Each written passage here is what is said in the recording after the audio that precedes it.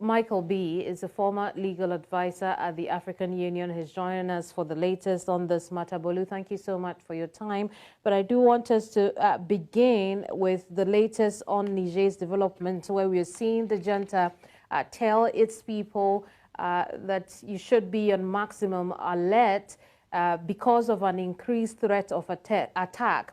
What are you gleaning from this, first of all, and what do you think the implication is on the entire process to restore political sanity in Niger? Okay, good day, and thank you for having me.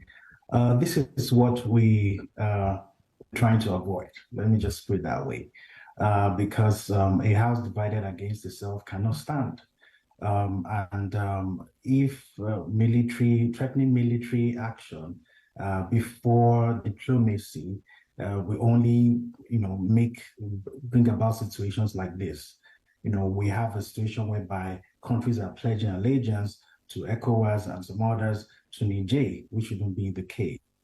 And what if there's military action, we're going to have a humanitarian crisis.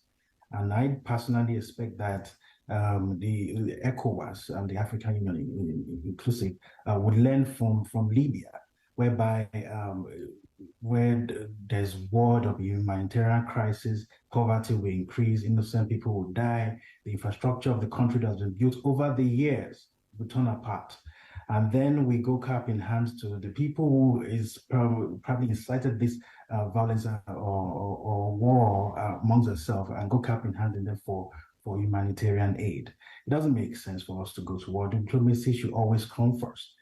ECOWAS contravenes its own statute of conflict resolution, and that is not the right way to go. I see. Let's also talk about the junta and France, the former colonial ruler of that country. We know that the junta has asked the French ambassador, Sylvain Ite, to vacate the country. France has come out strongly to say the junta does not have the right to do that. But I want us to look at how this could affect the peace intervention, given the French response, but also the Nigerian position on the matter. Yeah, it seems like everything is just escalating and getting out of hand. For France to say that they do not, they're not going to accept the ejection of their ambassador is only basically saying that they do not recognize the junta in Niger.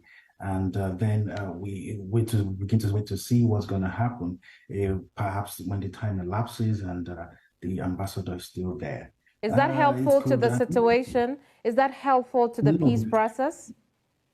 No, it's not. It's not helpful at all. It's not helpful at all because if anything happens to the ambassador, it's because ambassador is representative of a country, in another country. It is going to be seen as a direct attack on the government and people of France. And we don't want a situation whereby France have legitimate reasons to fight back, even the use of force on Niger. It can spill over, and we have a major humanitarian crisis in ECOWAS, which wouldn't be good at all.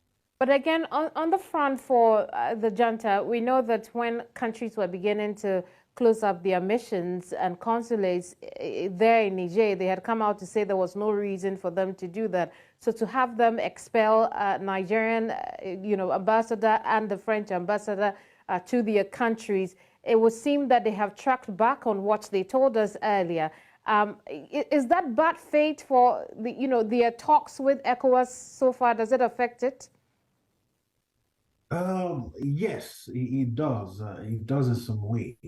I personally would expect that in a situation whereby the crisis within a particular country that and there seems to be an escalation, that persons will not only pull away their country, not only pull away their ambassadors, but also their people there. And it's kind of contradictory from the side of ECOWAS because countries are pulling away their ambassadors, and at the same time, having diplomatic talks. I think it's very important to at least conclude the diplomatic talks. So let's see where it goes. Have faith in the process, not juggling diplomatic means with military. So that's what is keeping the Niger junta on alert.